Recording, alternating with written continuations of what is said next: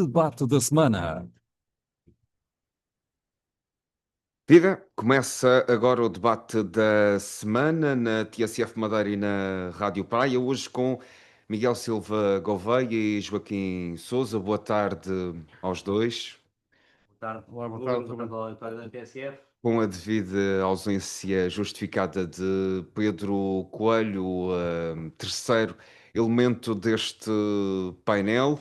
Hoje vamos abordar temas que têm marcado a atualidade política regional e nacional, desde logo as dúvidas levantadas sobre o funcionamento da justiça em processos judiciais, a intensa pré-campanha das eleições presidenciais de 18 de janeiro de 26, com um número recorde de candidatos e um orçamento regional que gerou muito debate, como seria expectável na Assembleia Legislativa. Mas antes de entrarmos nos temas principais daquilo que é o último debate de 2025, vamos à frase da semana, como habitual. Não sei qual dos dois é que quer começar. Joaquim. Olá, Ruben, boa tarde mais uma vez, boa tarde ao auditório. Uh, Normalmente sou um bocadinho mais disperso no que diz respeito à frase da semana, mas acho que o encerramento do processo do caso Spinum Viva merece que tivéssemos olhado com algum tipo de análise crítica para a comunicação do Sr. Primeiro-Ministro, que ainda em Bruxelas veio-nos informar que esperou com tranquilidade este dia. Aliás, ele reforçou com muita tranquilidade, sofrendo, porque os dele sofreram, mas imensamente tranquilo. O processo termina sob o ponto de vista da justiça, termina politicamente, mas vai deixar moralmente muita coisa que possa vir a ser dita a este nível, porque dá a ideia que há uma justiça para uns e outra justiça clara para outros. A maneira como o Ministério Público conduziu a resposta da Amadeu Guerra e o seu colocar-se de parte dizem mais do que as palavras o podiam ter feito.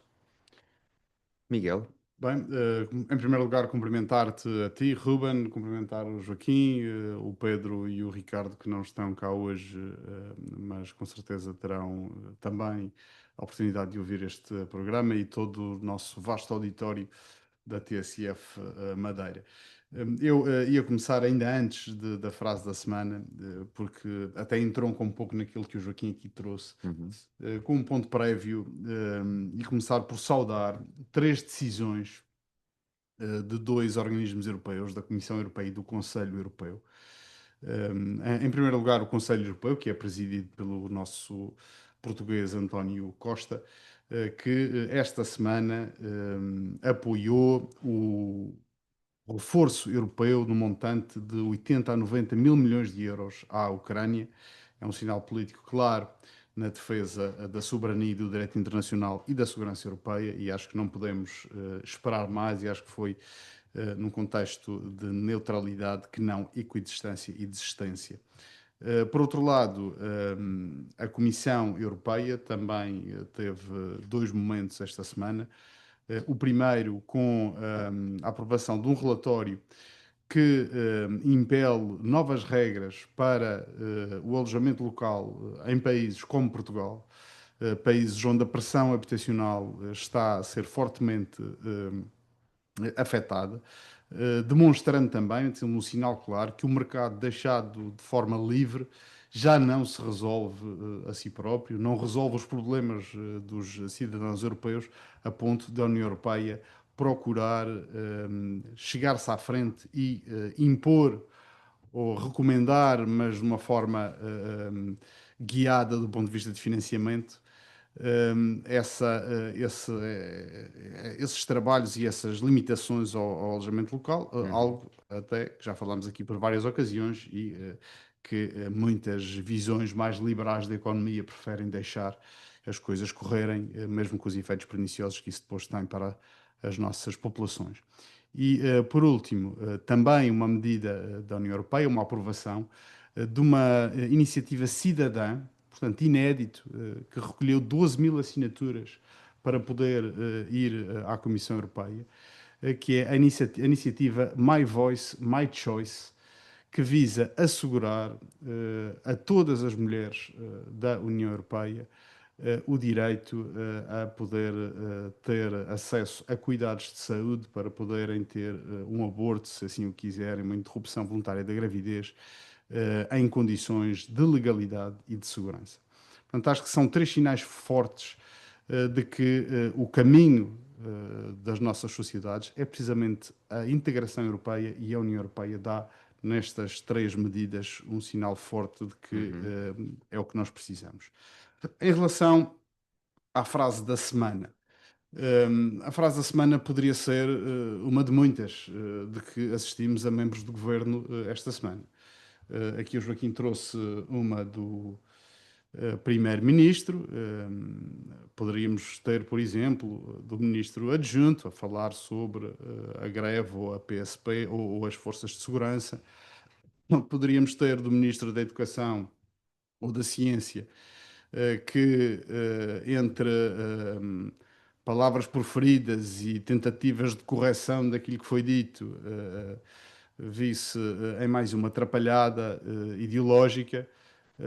Ou poderíamos eventualmente escolher a frase, que é aquela que eu escolhi, de Maria Lúcia Amaral, no Parlamento, a Ministra da Administração Interna, que face a uma situação caótica, mais uma, noutro setor que se vive em Portugal, na circunstância, nos aeroportos, particularmente nas fronteiras, na forma como estão a ser morosas os controlos de entrada e saída de Portugal, mais de entrada até, foi com uma explicação tecnicamente bastante substantiva, em que disse no Parlamento, em explicação, em resposta a um plano de contingência que supostamente deveria ter ou deveria estar a apresentar, diz que o servidor, isto é uma citação, por momentos pifou. E isto acho que é sintomático da absoluta falta de comunicação. Eu já nem digo que é, porque quando são alguns episódios, nós ainda percebemos. Alguns episódios, como a Ministra da Saúde tem tido, como alguns ministros têm dito, por exemplo, que a situação das rendas acessíveis serem de 2.300 euros, achar que em Portugal uma pessoa com 2.300 euros consegue considerar uma renda acessível. Quando são alguns episódios pontuais, nós podemos estar aqui na presença de algum lapsus língua, de alguma falha de comunicação. Quando já é sistémico e todas as semanas é preciso vir alguém a correr atrás, corrigir as palavras do ministro A ou da ministra B, ou do documento, do relatório, ou do documento, ou do decreto-lei, e temos mais um decreto-lei que hoje soubemos que tem também, e vamos ter a oportunidade de se calhar falar sobre isso mais à frente, mas o Diário de Notícias hoje traz que para levantar o subsídio de mobilidade é preciso apresentar novamente agora uma certificação, uma certidão de não dívida à Segurança Social e às finanças. Mais uma completa atrapalhada, que de certeza vem a seguir alguém tentar corrigir. Dizia eu, e para concluir, estamos na presença de uma incompetência e de uma incapacidade completa e absoluta deste governo, que torna uma ou outra situação que poderia ser episódica quase num cartão de visita deste governo, que é preciso vir sempre alguém atrás a tentar varrer as asneiras que vai fazendo. Muito bem, fechamos este capítulo, mas vamos falar do líder desse governo, Luís Montenegro, primeiro-ministro. Bom, para quem acompanhou as notícias dos últimos dias, uma decisão de arquivamento do caso Spinum Viva, um processo mediático de grande dimensão, dominou essa agenda mediática. Em paralelo, na Madeira, casos que envolveram Miguel Albuquerque, atuais e ex-secretários regionais, também chegaram ao fim do ano civil sem acusações formais, isto é, sem qualquer luz sobre estes casos que ditaram inclusive a queda do governo regional e precipitaram eleições regionais. Ora, Joaquim, começo por si, ou regresso a si, para perguntar se o arquivamento do caso Spinum Viva e a falta de acusações nos processos aqui da região transmitem a mesma mensagem à sociedade. O Joaquim já deu assim uma pincelada naquilo que pensa sobre esta matéria, mas certamente quererá aprofundar esse assunto, ou seja, há efetivamente cidadãos de primeira e cidadãos de segunda, e há uma diferença clara entre Lisboa e a Madeira neste caso.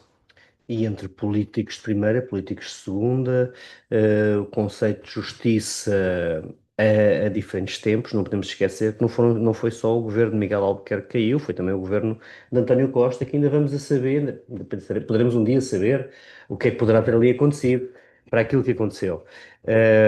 Realmente, Luís Montenegro tem aqui um arquivamento em tempo recorde, com esta averiguação preventiva à Spinum Viva. E a grande questão que se coloca e pode ficar a todos os cidadãos é qual aqui é a proteção que temos perante a justiça se não tivermos ligações claras a quem dá jeito ter. E efetivamente quem está junto do poder, e é uma frase histórica de José Raul Santos, quem está com o poder mama, quem não está cheira, e neste caso dá claramente a ideia que ter em linha direta ligação ao poder, seja ele ao poder político ou ao poder judicial, que até, infelizmente, muitos dos juízes são nomeados pelos partidos políticos, portanto, sabem a quem é que têm que dever as suas fidelidades, mas temos aqui realmente este problema que transmite instabilidade, que tira aos cidadãos confiança e que nos dá claramente a ideia que a realidade sobrepõe-se à justiça, sobrepõe-se à ideologia, em que o que importa é criar redes que acabem por nos defender. Muitas dúvidas éticas e morais ficam relativamente a esta postura do Sr. Primeiro-Ministro. Termina o processo, agora, porventura, as sequelas que aqui ficam não terminarão em breve. Relativamente à questão dos diferentes processos que temos com os governantes regionais, houve a informação em final de novembro que até ao final do ano teríamos, e saiu numa revista nacional, portanto, que iria haver movimentações. Ficámos à espera, ainda não é para este ano, vamos ver o que é que vai acontecer. Agora, isso tira credibilidade não só ao agente político, mas também à própria vivência política. Mais à frente vamos ver a ideia que temos sobre os candidatos presidenciais, aqueles apresentam, as grandes confusões que existem entre o papel do Presidente da República, o papel do Presidente do Governo. Portanto, qual é que é o caminho que aqui queremos? E, efetivamente, a justiça é hoje, em Portugal, um problema.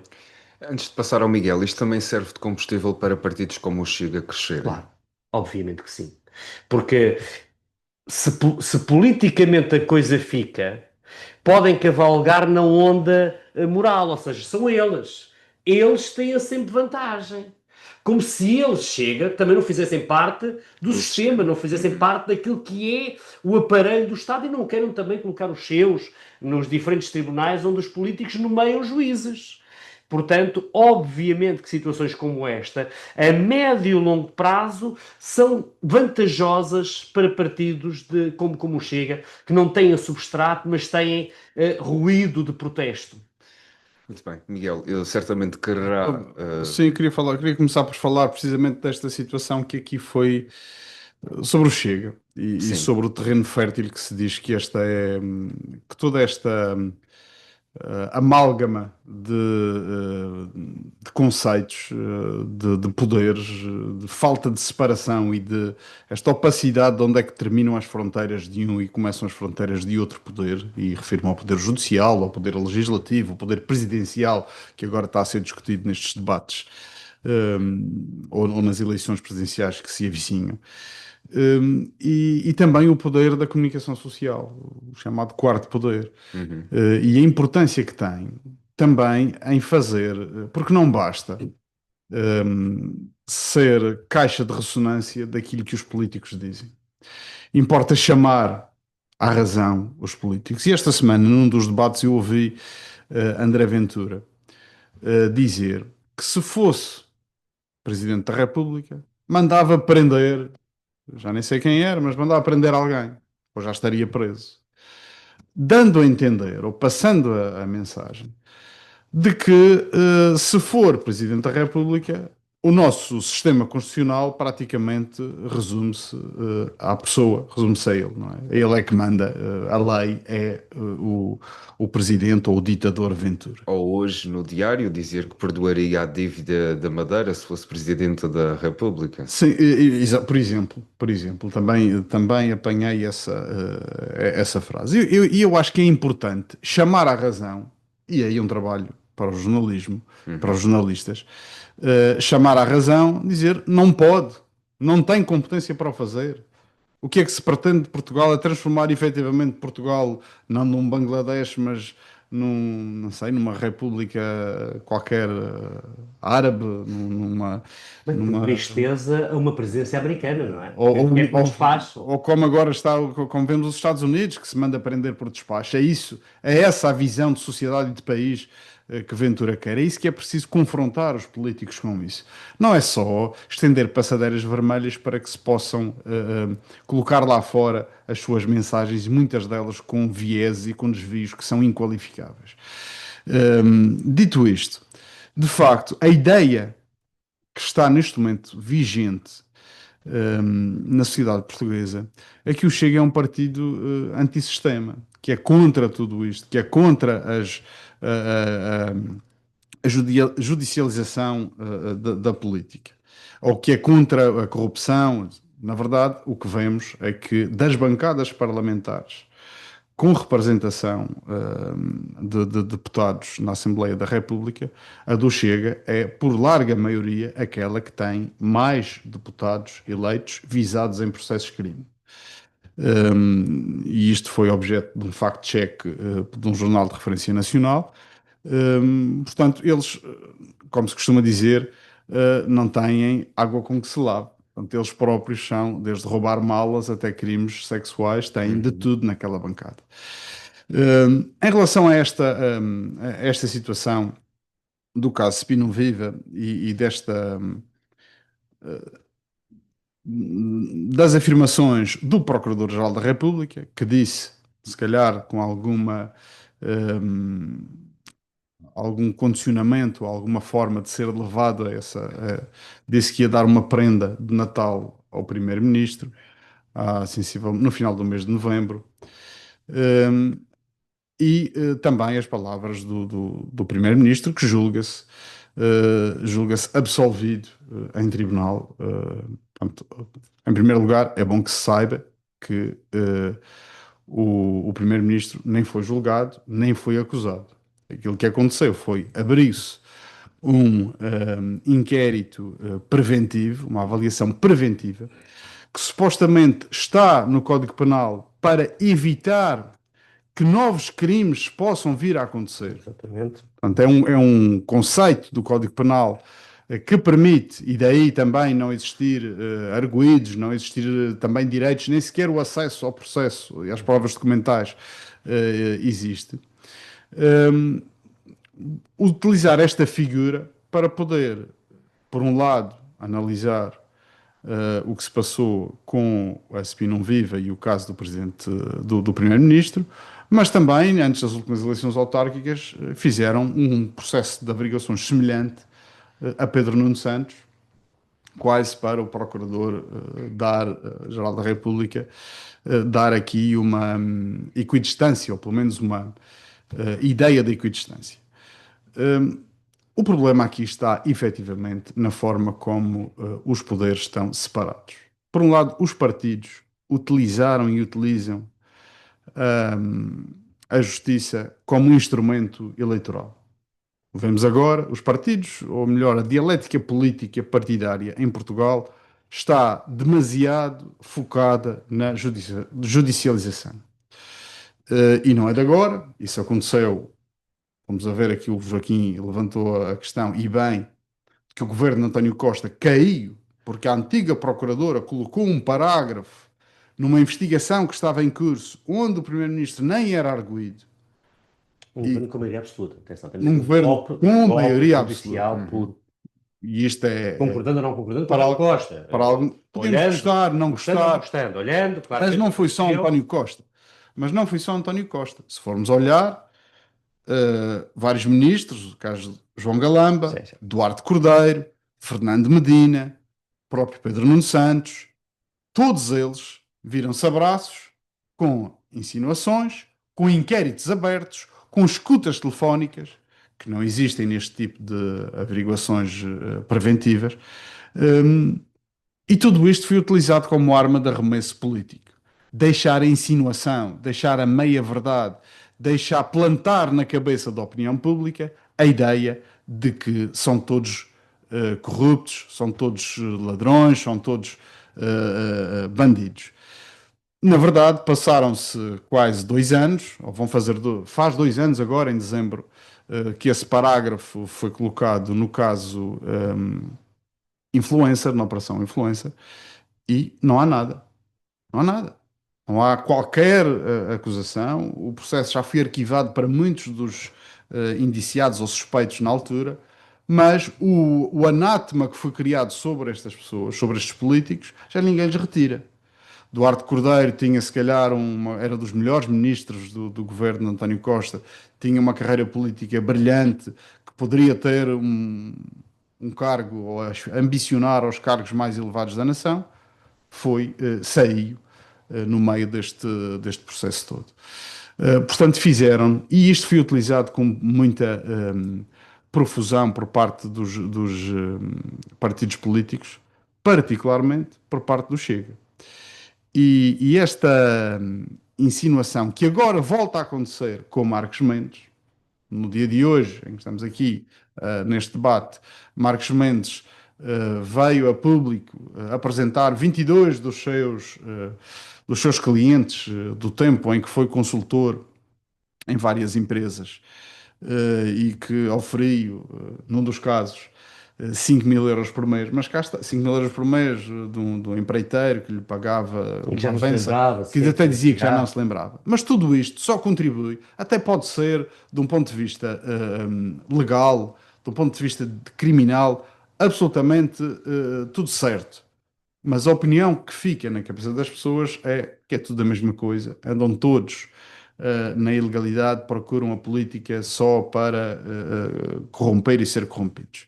E isto aí sim favorece largamente o Chega, porque tem vindo a capitalizar na cabeça das pessoas a ideia de alguma,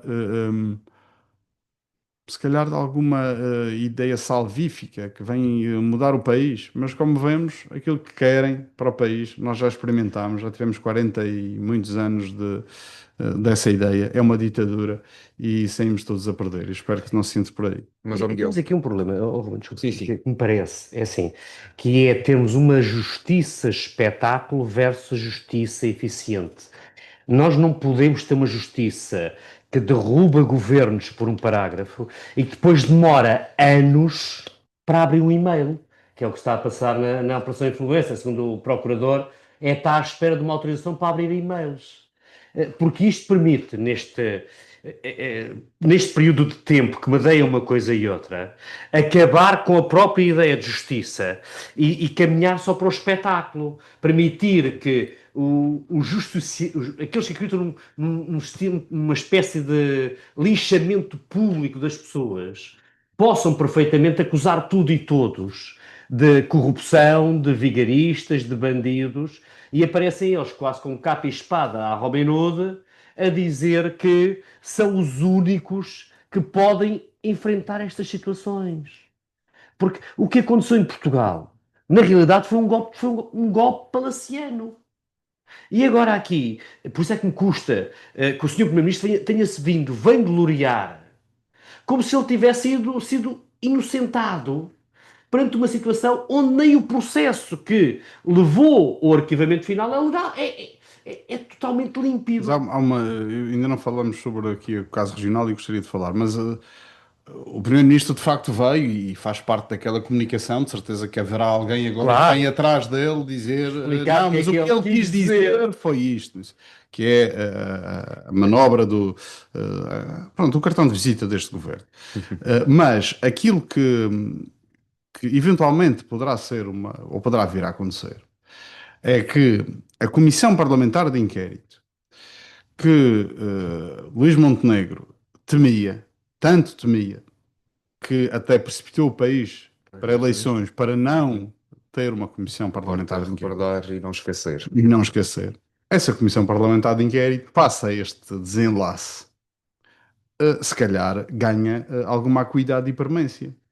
E muito provavelmente depois das presidenciais Agora não haverá nada a temer. teremos André Ventura a convocar, a pedir uma comissão parlamentar de inquérito e ouvir todas as Legislativa, provavelmente, porque Legislativa. não fosse técnico, o Luís Carneiro já vai dizer que por ele não. Pois. Portanto, e é isto que depois confunde e que dá protagonismo à Ventura. Pois é. E há aqui outra questão relativamente ao Procurador-Geral da República, pela forma como fez, como Pôncio Pilatos, e lavou as mãos nesta situação. Se na anterior Procurador-Geral da República criticávamos-lhe o silêncio, escrevia um parágrafo, ou escrevia uns comunicados, mas depois não dava entrevistas, não explicava, ficava tudo muito no silêncio dos gabinetes. O atual peca por excesso. O atual tem uma vertigem para o palco, para o mediatismo. Se fala em demasia, por meio de prendas. Depois, quando se sabe qual é a decisão, vem se explicar dizendo que até pediu escusa do processo. Porque foi indicado, ou porque alguns partidos políticos o disseram que acusaram que ele poderia eventualmente estar a beneficiar quem o apontou para o cargo. Isto é de uma gravidade extrema. Isto não pode Procurador-Geral da República, uma pessoa que está no mais elevado cargo de penal da nação, ser tão permeável às críticas de partidos políticos. Portanto, nem tanto ao mar, nem tanto ao silêncio da anterior Procuradora, nem tanto a esta verbosidade excessiva de Amadeu Guerra. Mas Agora, em relação aqui à Madeira. Madeira e essa analogia. E aqui, voltando também nem tanto ao mar, nem tanto à serra, é verdade. E aqui é que está o busilis desta questão, que parece-me ser um dos motivos pela quebra da confiança nas instituições e também na própria justiça. Como é que um caso como este do Primeiro-Ministro tem quase que via verde nos corredores da justiça, sendo abertos inquéritos, sendo feitas as tramitações todas que são precisas fazer, tomando fé nas palavras do Primeiro-Ministro, que até disse uma coisa que me parece muito grave, que se inverteu o ónus da prova, diz que ele é que teve que provar que não era culpado, mas ele nem sequer era arguido, mas veio publicamente, vamos aguardar pela comunicação a explicar o que é que ele queria dizer. Portanto, mas se este caso foi um caso quase que em Fórmula 1, depois temos os outros casos, como os casos da Madeira, que vai fazer 2 anos desde que aterrou aqui um avião da Força Aérea Portuguesa e até agora nada se sabe. As pessoas ficam com a sua vida em suspenso, não sabem o dia da manhã, com certeza estão a responder e têm despesas com advogados que não devem ser baratos, não é? E a ideia que fica é que há uma percepção de desigualdade de funcionamento da justiça em Portugal, onde para uns têm um processo de investigação célere e rápido e para outros vão passando as passas do Algarve para ver, não é a decisão, é sequer se há alguma acusação. Exatamente. Portanto, a justiça lenta não é justiça de todo. A justiça lenta é já castigo, é uma sentença. E é isso que está na presença aqui. E é tóxica, no caso e é do- tóxica para a democracia. Portanto, esta justiça em tempo lento, objetivamente para a democracia, é o pior que pode acontecer. Até porque vai criando aqui duas ideias ambivalentes, uma de impunidade e a outra mantendo, enlumbrando as pessoas. Alguns que estruturalmente não querem estar envolvidos em situações destas, e nós acompanhamos isso, e que dizem, não, enquanto isto se não resolver, eu vou à minha vidinha, vou-me defender porque o meu bom nome está acima do que quer que seja, e outros que se adaptaram bem, como o Sr. Presidente do Governo Regional, que efetivamente que se começou por demitir, e lembramos, chegou a anunciar o fim da sua carreira política, e que posteriormente vive com a tranquilidade, adaptou-se bem à situação de ter permanentemente sobre a cabeça a espada de Desmond, e que realmente esta lentidão, se houvesse uma oposição mais aguerrida na Madeira, de cariz popularucho como aquela que temos a nível nacional, certamente que haveria muito mais barulho. E isso aqui é lamentável com situações como estas. Isso aí, o reforçado das últimas eleições, Miguel. Aliás, assim como Luís Espero. Montenegro. Porque os portugueses, eles próprios, também vieram dizer, os portugueses do todo, tanto os portugueses de lá, de cá e de qualquer Uhum, lugar, uhum. vieram dizer claramente que esta justiça, não acreditamos nisto. E não tenho grande dúvida que se António Costa tivesse sido candidato e não tivesse sido Pedro Pedro Nuno Nuno Santos, certamente que o Partido Socialista não tinha perdido as eleições. Porque, como nos lembramos, foi por muito pouco chinho, utilizando uma expressão de António Costa, Sim. que Luís Montenegro ganha as primeiras eleições. Portanto, se António Costa tivesse ido a eleições, muito provavelmente tinha ganho. Uhum, uhum. Muito bem. Já nos alongámos em demasia sobre este tema, ainda nos restam alguns Mas minutos. não tanta Não tanto à alongamento como os demora. processos Sim. demoram. Não sabemos se o VAR já terá decidido alguma coisa, entretanto. Mas Então, libertar um bocadinho. passemos ao segundo tema deste debate que se prende com as eleições presidenciais de 18 de janeiro, que, por sinal, vão registrar um número histórico de candidaturas, 14 já formalizadas, mais do que em qualquer outra eleição anterior. Vários candidatos têm vindo à Madeira, apresentam prioridades. Eu faço aqui um dois em um, uma questão que engloba não só, Miguel, como é que tem visto os debates, se tem sequer visto os debates presidenciais e que ideias é que retém desses candidatos para a região autónoma, porque alguns deles já vieram cá, ou estão a vir cá à Madeira, a deixar algumas promessas. Recordo-me assim à cabeça, por exemplo, questões como o representante da República é sempre um tópico sensível quando se fala em presidenciais. Um, dois em um, Sim. como é que tem visto os debates e os tópicos que são abordados em relação à Madeira nos vários candidatos? Sim. Infelizmente, eu acho que os debates não têm sido ou não têm servido para se falar sobre o país. E não havendo espaço a falar sobre o país, não há com certeza espaço a se falar sobre a Madeira. Portanto, nos debates não se tem falado sobre a Madeira. Tem-se falado muito sobre assuntos que são correntes, praticamente, e e muito ataque pessoal também. Quem é que almoçou com este, ou qual foi a empresa daquele, ou o que é que disse no passado, o que é que fez. E acaba-se por perder o foco na ideia de que cada um tem para o país. E quando se fala do país, fala-se não na perspectiva de um Presidente da República, nos poderes que a Constituição lhe confere, mas fala-se quase numa perspectiva de poder legislativo e poder executivo, quase como Primeiro-Ministro. E isto favorece aqueles que ali estão só para cumprir calendário, para poder eventualmente ter tempo de antena para chegar a primeiro-ministro. E refiro-me às pessoas, aos representantes do Chega, aos representantes do Bloco de Esquerda, do PCP, da Iniciativa Liberal. No fundo, é dar parte do livre, dar provas de vida. Eu não acredito que o representante do PS esteja lá para se perfilhar como uma solução de governo futuro. Sai do aparelho do Partido Socialista. Sim, ele foi do PS, foi quase que arrancado a ferros. Foi quase que arrancado a ferros. Para não falar dos outros, são 14, como bem referiste, muitos deles são desconhecidos do grande público dos portugueses, portanto, dos portugueses. Isto para dizer que os debates não têm sido muito esclarecedores. Alguns têm sido mais interessantes de ver, à luz daqueles que acompanham a política e gostam da arte, da retórica, do debate, até ver como um fenómeno sociológico a forma como os debates são conduzidos e como cada um traz as suas armas para a mesa, mas não têm sido muito esclarecedores.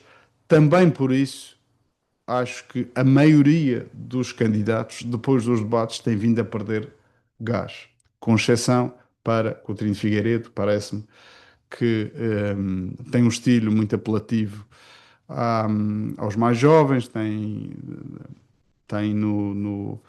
nas redes sociais também uma campanha bem estruturada e muito direcionada para os mais jovens. Pronto, não tem uma ideia para o país. Um Portugal liberal não me parece que seja algo que eu gostasse de viver ou que gostasse que os meus filhos... Ou seja, a ideia que ele tem é que não me parece, a mim pessoalmente, a ideia que queríamos para um país que acredita no Estado Social, que acredita nas pessoas e primeiro. Não. E um país que acredita no Estado Social, um país solidário, preocupado com os mais economicamente mais desfavorecidos, é aquele que Portugal, é o que temos em Portugal. É o que Portugal é. E verificamos com e foi isso que permitiu chegar aqui melhorando as reações às declarações do Ministro da Educação na última semana, que depois ele veio clarificar e explicar e se desdizer. As reações tão viscerais, no fundo, considerando aquilo um ataque quase à nossa cidadania, ao nosso modus vivendi, um ataque aos pobres, um ataque aos desfavorecidos, mostra que Portugal é um país solidário, com matriz de centro-esquerda, com matriz de apoio, de uma rede de amparo social, e não acho que seja essa a ideia de país que Coutinho Figueiredo queira vender a Portugal. Neste momento está tudo em aberto, os debates permitem que possa tudo ou qualquer um de 5 candidatos possam chegar à segunda volta. E o que acredita numa segunda volta? Acredito que acho que quase certo que irá existir uma segunda volta. Tão certo como se demora 11 minutos a fazer uma avaliação num VAR sempre que o jogo é feito nos Açores. Mas isso é quase garantido. Agora, os candidatos que passarão à segunda volta, já vimos destacadamente Gouveia e Melo como o favorito que passaria de certeza à segunda volta. Neste momento assistimos a André Ventura, como já vimos Marcos Mendes também à frente. Neste momento nas sondagens apontam para André Ventura em primeiro, a passar à segunda volta com outro candidato e um conjunto de outros candidatos, onde se inclui o meu candidato, António José Seguro, que apesar de consolidar um eleitorado, ter um eleitorado ali firme que não abandona, não tem conseguido crescer muito apesar dos debates. Acho que ele teve muito bem nos debates. Eu acho que ele é melhor até nos debates do que depois acaba por ser em cima de um palco para motivar uma plateia. Ele nos debates ganha um estilo próprio e uma dinâmica que empolga. Mas ainda não tem conseguido. E eu espero que consiga passar à segunda volta com com Ventura. O utilitarismo. Com Ventura, não é? Ventura, não. Eu não queria que o Ventura fosse à segunda volta, que acho que. Mas era uma garantia de vitória. A passagem no Ventura a uma segunda volta significa que Portugal está numa situação quase que de desespero, sem soluções dentro do quadro dos partidos políticos reais. Reais, não, o Chega também é um partido político real, mas tradicionais, digamos assim. Mas se André Ventura, numa Segunda volta. eventualidade de chegar até a Presidente da República, isso poderá ser o fim do Chega? Poderá Não colocar o sei, Chega em problemas. eu acho que Passamos a ter desculpa, Miguel, passamos a ter uma presidência. Bem, nós estamos um bocadinho habituados a isso. Nós temos visto reuniões do PSD não na importa o equipa de Chega. dia. O que é importante não é o Não Chega, chega. é o É o próprio país. Chega. É o país. Não é o Chega que acaba. É o país tal qual, como o Como conhecemos, conhecemos. vai acabar. Portugal não vai ser mais o país de grandes costumes, não vai ser mais o país Teremos que vai às alguém em instituições. Belém, um Estamos foco, isto é entrando verdade. em Belém e, não, Isso e é. obviamente que isso pronto, eu nem coloco essa possibilidade. Mas, mas de facto parece-me que está tudo muito na incerteza, Uhum. passagem à segunda Até volta. às próprias E acho que sondagens depois do dizem. Natal, no arranque do ano novo, espero que tenhamos algumas convergências de algumas candidaturas, nomeadamente candidaturas à esquerda, que possam se unir em torno do único candidato que pode fazer uma representação desta vontade daquilo que o país efetivamente tem. Em Uhum. relação à Madeira, só para concluir, Sim. parece-me que nenhum candidato trouxe nenhuma novidade. Vem à Madeira, uns são a favor da autonomia, outros são têm menos autonomia, uns a favor do ferry, outros não querem ferry, uns a favor do representante da República, outros nem falam sobre isso, mas na prática nunca aprofundam nada sobre as medidas presidenciais para a Madeira. E saberão eles o que significa efetivamente a autonomia? Autonomia. Provavelmente muitos não. Aliás, assim como não sabem o que é uma região ultraperiférica, assim como confundem-se muito naquilo que é a realidade do próprio Estado português, ao qual eles candidatam a figura máxima, e por isso mesmo vêm a fazer política popularucha, que é anunciar aquilo que viram em alguma rede social, ou quando alguém soprou o ouvido, que as pessoas querem ouvir isto e ganha aquele suposto mercado. Nós temos aqui uma campanha que tem diferenciado os candidatos por perfis. E há perfis que vão perdendo terreno, como o Portugal da Ordem, que era bem exemplificado pela farda de Gouveia e Melo, que realmente o problema foi ter começado a falar. Começou a falar e não consegue minimamente manter uma coerência ideológica, até porque ele não vem da política, ele está a cavalgar a notoriedade ganha na altura da pandemia e achou que era o suficiente. Portanto, estes debates vieram prejudicá-lo, porque ele não podia passar os debates todos calado. E, contente de falar, abre a boca, não consegue manter alguma coerência e nota-se a sua inexperiência relativamente aos restantes candidatos. A experiência que Marcos Mendes está a procurar evidenciar. Ele é o homem que consegue criar ligações com toda a gente, tá? Com todos com o poder económico, com o poder mediático, com o poder político, ele está lá no meio e essa experiência é a vantagem que ele procura ter para dizer aos portugueses, bem, eu sou uma espécie de Marcelo II e Marcelo, eu acho que nós vamos ficar com a ideia, muito honestamente, Marcelo foi um bom presidente. E nessa ideia, portanto, Marcos Mendes procura ir por aí. E depois temos o Portugal da Revolta. E o Portugal da Revolta é aquele que está tudo mal, que é o Portugal de Ventura, é o Portugal que vem cá e ele paga a dívida da Madeira, não há problema. Mas, atenção, eu não quero isto assim. Que é aquela ideia do Portugal musculado, não pela autoridade, mas porque ele é o homem que vem resolver os problemas todos que o país efetivamente possa ter. Depois temos um problema, e quando penso que foi hoje que Manuel Alegre veio falar, a apelar à convergência, e Zé Luís Carneiro também tem procurado caminhar um bocadinho por aí, que é procurar juntar os votos todos para permitir que a esquerda tenha um candidato. Para não haver tanta Na segunda discussão volta. Na segunda volta, tenho um candidato na segunda segunda volta. Porque efetivamente, e quem acompanhou os debates, e eu por acaso sou daqueles que entende que António José Seguro tem estado bem nos debates, mas o problema é que ele não consegue fazer o clique. O que é que aquela ideia de uma ideia de um centro-esquerda que conseguisse agregar todo o espectro que viesse desde o PCP até à parte mais social-democrata do Partido Socialista. E António José Seguro não está a conseguir fazer isso. E depois temos os outros. E os outros representam alguns nichos. Nós temos aqui há uns anos, todos nos lembramos do deputado Coelho, quando foi candidato a Presidente da República, chegou a ganhar, inclusive na região. Portanto, a ganhar na eleição presidencial na região. O que lhe deu a ele uma alma enorme, que achou que poderia ser a solução. Portanto, a grande questão é que quem destes conseguir convencer o seu eleitorado está mais próximo de ter a chave de Belém, não sendo Ventura, porque todas as sondagens neste momento dão Ventura à frente, mas também dizem que quem quer que seja, até o Rato Mickey que vá à segunda volta com o André Ventura, ganha. Porque a maior parte dos portugueses não quer um presidente com o perfil de Ventura.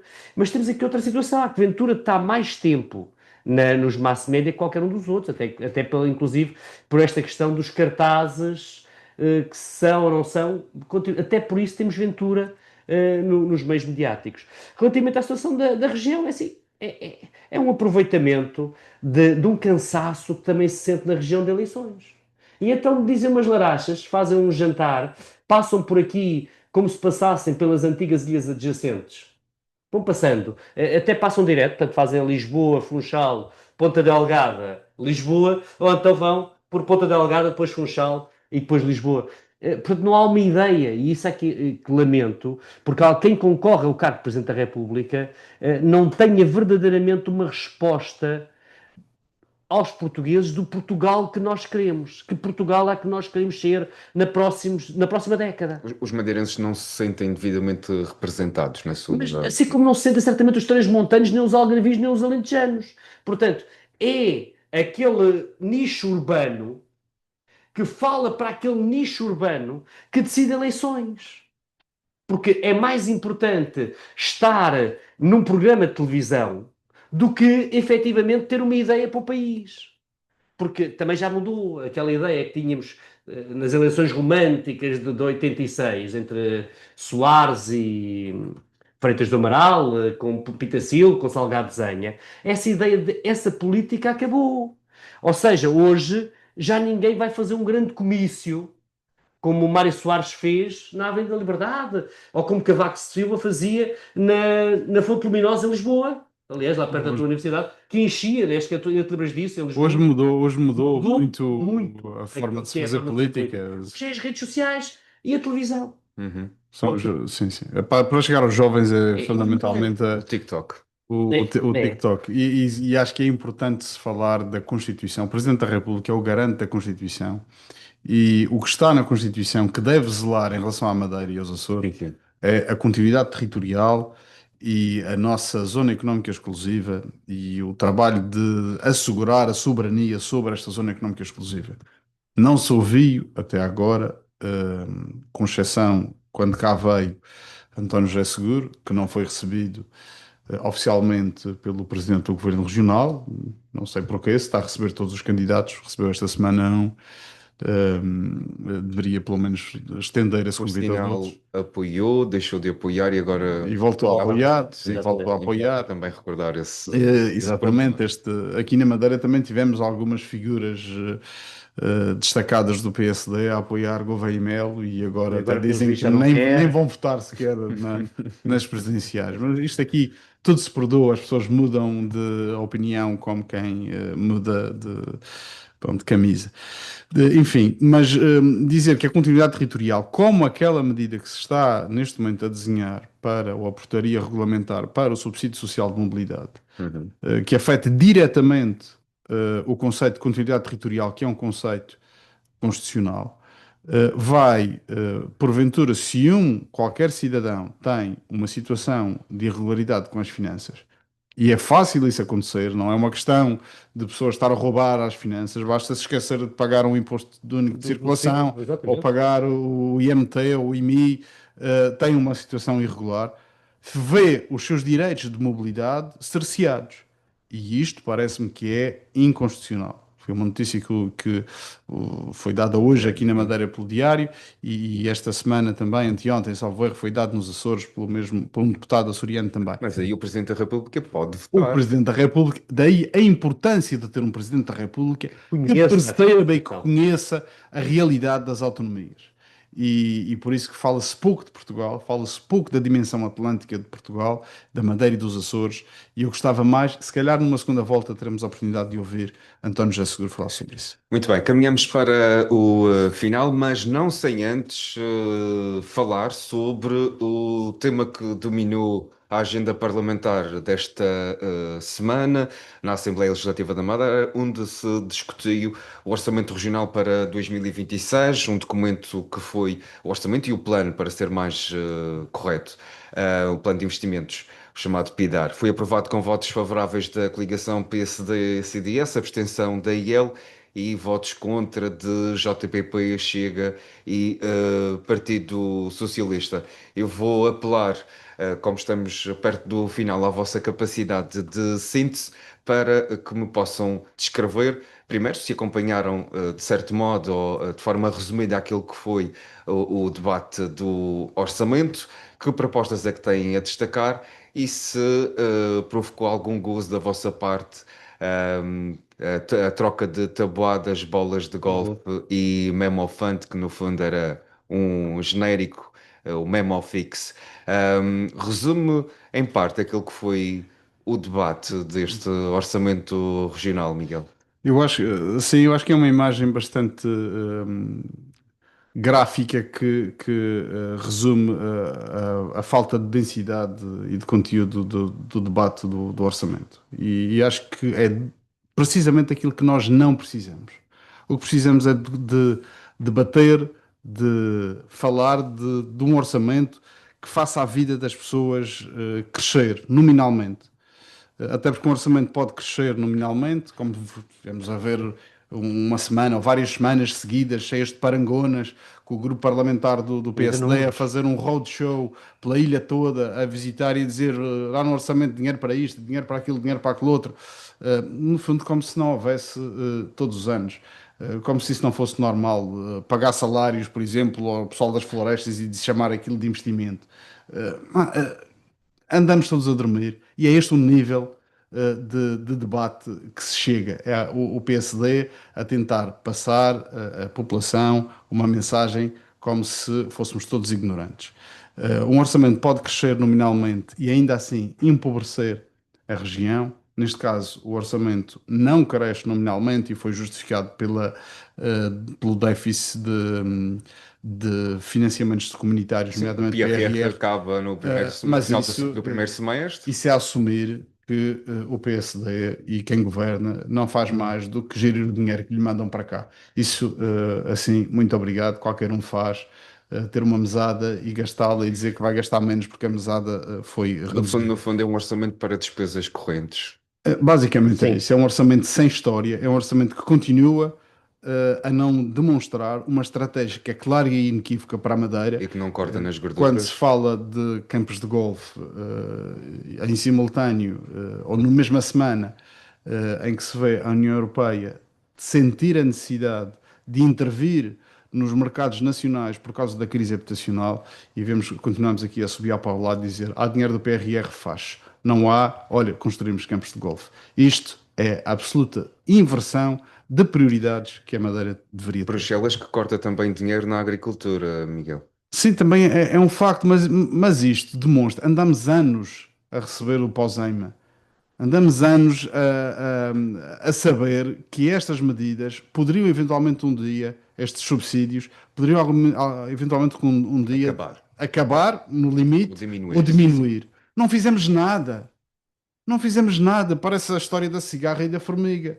O PSD nesta terra vive para o dia a dia. Se dá para fazer um boneco, como se costuma dizer em linguagem de comunicação, montar um momento em que o grupo parlamentar vai fazer uma visita a um lar qualquer e dizer isto recebeu dinheiro do PRR, isto significa que está tudo muito bem, ou como hoje foi feito numa notícia, julgo que foi aqui no Diário de Notícias, a dizer que já crescemos 300 e tal % desde 1995. É preciso destrinçar os números. Perguntem às pessoas, vejam o dia a dia das pessoas, vejam o salário das pessoas, vejam o poder de compra se aumentou ou diminuiu. Senão vamos bater novamente àquilo que disse Pedro Passos Coelho sobre o país aplicado à região. Pedro Passos Coelho dizia: Portugal está melhor, os portugueses aqui ainda não sentem. Aqui a Madeira também, pelos vistos, é anunciado que está melhor, só que o bolso dos madeirenses ainda não sente. É a conversa do PIB que bate recordes, mas que o bolso dos madeirenses, os madeirenses não sentem esse reflexo Sem dúvida, sem dúvida. desse crescimento económico. Joaquim, o que é que lhe pareceu este debate da proposta que foi aprovada de orçamento e plano de investimentos para 2026? Mais do mesmo. Sim, foi o governo apresentou-nos um orçamento todo florido, lindo, lindo, procurou enfatizar números que efetivamente muitos deles nem sequer vão passar pela realidade. Esqueceu-se do custo de vida, esqueceu-se do custo da habitação, esqueceu-se da pobreza persistente, ou seja, esqueceu-se que os tais 55 meses de crescimento sucessivo, quer Miguel Albuquerque, quer Zé Manuel Rodrigues vieram dizer, na realidade não chegam ao bolso das famílias, e isso é problemática. E aquilo que nos trouxe é um orçamento que, ao qual falta visão, falta capacidade de reforma, falta sair do caminho único em que se meteu, e também nos mostrou uma oposição a quem falta projeto social, a quem falta ter uma ideia real, alternativa para a região. Limitou-se a ir atrás, a responder à bola que vinha para este campo e passar para o campo, para o lado de lá, com algum tipo de críticas. E se calhar nesse campo também tivemos um orçamento, um período de debate mais urbano.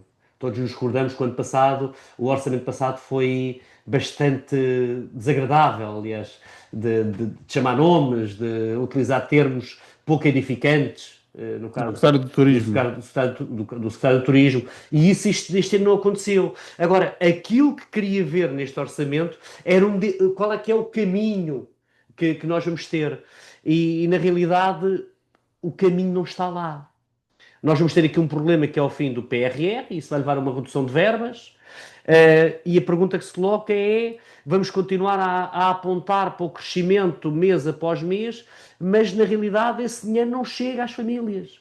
Continuamos com números preocupantes. Um em cada 5 madeirenses corre risco de pobreza. Isto é preocupante, aliás, em relação aos números, e eu gostei de ver, assumo, mas a verdade é que se não tivéssemos esse crescimento nos últimos 40 anos também mal estaríamos, independentemente de quem fosse que estivesse a governar. Portanto, deixa-nos com um sabor agridoce na boca. Finalmente vamos ter um orçamento, e isso é positivo. O segundo orçamento no espaço de 9 meses. Mas vamos começar o ano com o orçamento. Isso é positivo. Agora, na realidade, qual é o caminho que o governo pretende? E também me pareceu, na apresentação, é só continuar a o existir. governo mais fraco que eu me lembro desde que acompanho debates do orçamento. E recordar que o IRAI, que é o Indicador Regional de Atividades Económicas, é um conceito, é um indicador que é feito aqui para a região e que cresce todos os anos. Quer dizer, mal era também, os nossos salários crescem todos os anos. Portanto, crescem, nem que seja na atualização do salário mínimo e do subsídio de refeição. Portanto, é normal crescer. Portanto, estar a dizer que crescemos há 55 meses consecutivos não é um feito, não é um feito para ela. Na realidade, estamos a mandar, estamos a... A minha idade cresce há 49 anos consecutivos e eu não tenho nada a ver com isso. Basta-me existir. Estamos vivos, exatamente. Mas esta é a realidade, é o problema de um governo que não tem um projeto social para a Madeira, e que, mais grave ainda, é ouvir a oposição. E se calhar nos lembramos, para além daqueles 3 momentos, que foi a frase do Miguel Castro, não é? Que de repente viralizou Que o Chega aqui é que o Chega é a bengala inútil do PSD. Ou aquelas não questões, que foi ver o Chega vir dizer que um professor, vejam lá bem, disse que o Chega não era a solução. E portanto andamos aqui nisto. Portanto, está nivelado, muito nivelado para baixo, aliás, como a Assembleia da República também, mas aquilo que nós podemos fazer é resolve a tua terra. Exatamente. Olhando para a Madeira, temos muito trabalho para fazer para elevar o muita nível. gente melhor para. E se calhar é isso que os políticos desejam, os fake divers. Vamos fechar assim este debate, o último de 2025. Todos os que nos ouvem e seguem, o desejo de um Feliz Natal e um próspero Ano Novo. Feliz Natal, Obrigado, boas igualmente. festas, tudo Bom bom. Natal e bom ano.